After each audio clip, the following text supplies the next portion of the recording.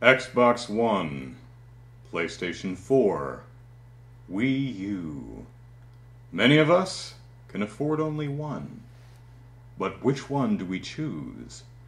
Which of the current generation of gaming consoles is most worthy of our precious dollar? This is a list of what Kotaku currently considers the 12 best games for the Xbox One.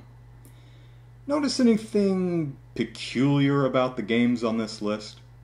No, I'm not calling Kotaku's taste in games into question. Here are the Metacritic scores. Most seem to be in agreement that these titles are very much worth playing. What caught my attention was the fact that most of these titles, excellent games though they may be, are not exclusive to the system. In a list of top 12 games on the Xbox One, Sunset Overdrive is the only game you actually need an Xbox One to play.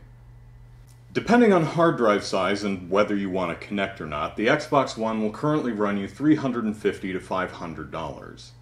No small chunk of change for many of us, so unless you're buying your first gaming platform, do you really want to drop a couple hundred bones on a console where 11 of the top 12 games are available on a bunch of other systems, at least one of which you're likely to already own? Multi-platform titles will look better than they do on last gen and Wii U, and that's certainly a selling point, but as every true gamer knows, while both are ideal, gameplay takes precedence over graphics. So, if I'm shelling out hundreds of dollars for a new console, it's primarily to play the awesome games that aren't available anywhere else. Let's take a look at Kotaku's list of 12 best games for the PS4. Yep, that's a list of quality titles right there. But as with the Xbox One list, only one game is actually exclusive to the system. The rest of them are not only multi-platform, but over half of them are on both lists. Now, both lists do have a game or two that are exclusive to the Xbox or PlayStation brand, but the fact remains that you don't need the current gen consoles to play them. So how about the Wii U? Well, let's take a look. Well, the three consoles seem to be pretty evenly matched in the quality of their top titles. All three lists boast a dozen games with an average Metacritic score in the mid-80s, but how does the Wii U stack up as far as exclusives go? Well, you can play the Wind Waker on GameCube, so the Wind Waker HD doesn't count. And Smash Bros. Is also on the 3DS, so that doesn't count. So out of Kotaku's 12 best games on the Wii U, 8 are exclusive. You only need an Xbox One or PS4 to play one of their 12 games. The Wii U, on the other hand, if you don't have one, you're missing out on over half of them.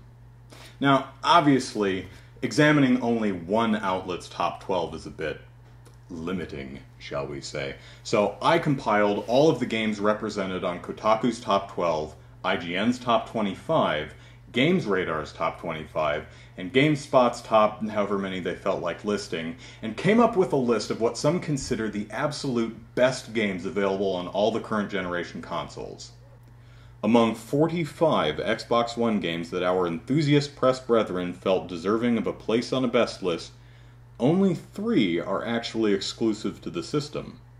And that's if you count Killer Instinct, which is getting a PC port, but it's exclusive now, so it counts for now. The PS4 had 55 games among the various best lists. Still, only 3 are exclusive. The Wii U had the smallest pool of best games, but out of 40, 17 are exclusive to the console. Then again, those 17 games include Mario and Sonic at the Sochi 2014 Olympic Games, Wii Fit U, and Wii Party U.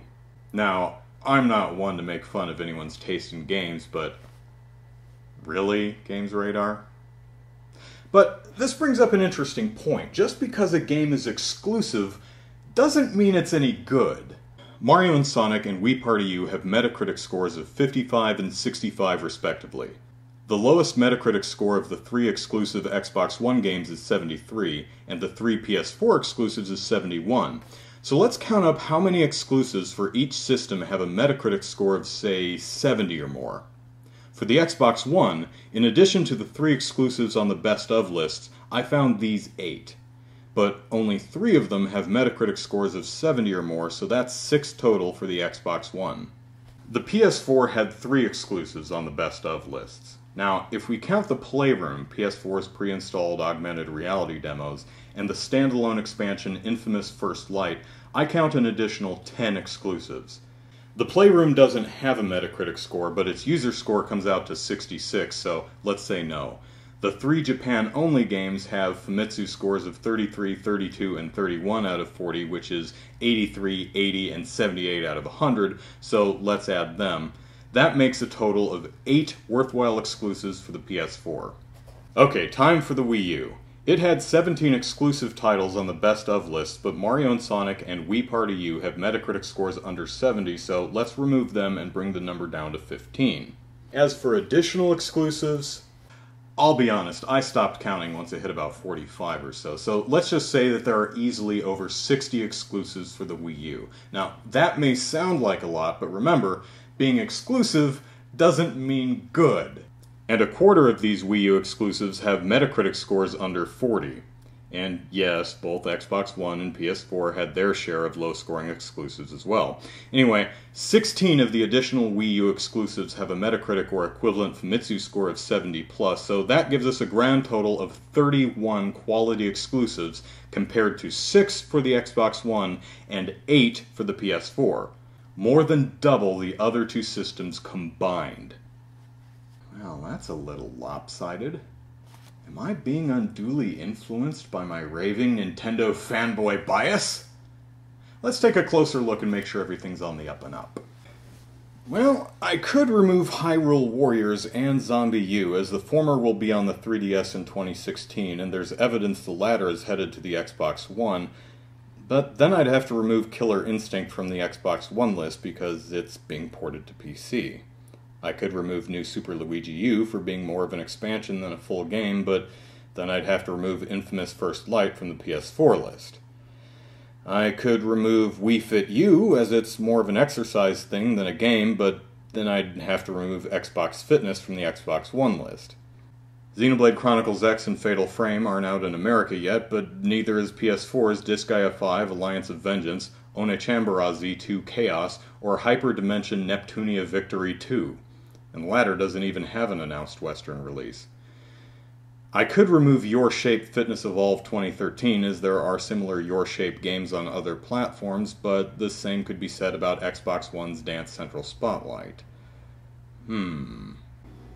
Pixel Paint, Art Academy Sketchpad, and Art Academy Home Studio are more art apps than games, so let's remove them. So, the Wii U is now down to 28 exclusive games with a Metacritic score of 70 or above, compared to the Xbox One and PS4's respective 6 and 8.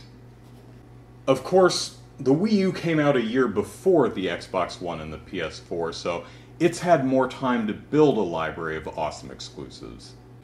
Let's see, as of this recording, the Wii U has been out for 959 days, the Xbox One 590 days, and the PS4 597 days, so the Wii U has been out approximately 38% longer than its competitors. So, remove 38% of the games from the Wii U's list of 28 worthwhile exclusives, and you're left with 17-point-something games.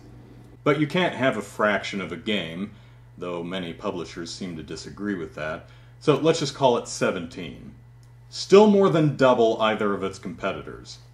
More than both its competitors combined. Now, if you'll permit this Nintendo fanboy a brief moment of smug. Thank you. So, which of the current generation of consoles is most worthy of your precious dollar? The answer is as simple as it is obvious. You buy the one with the games you most want to play.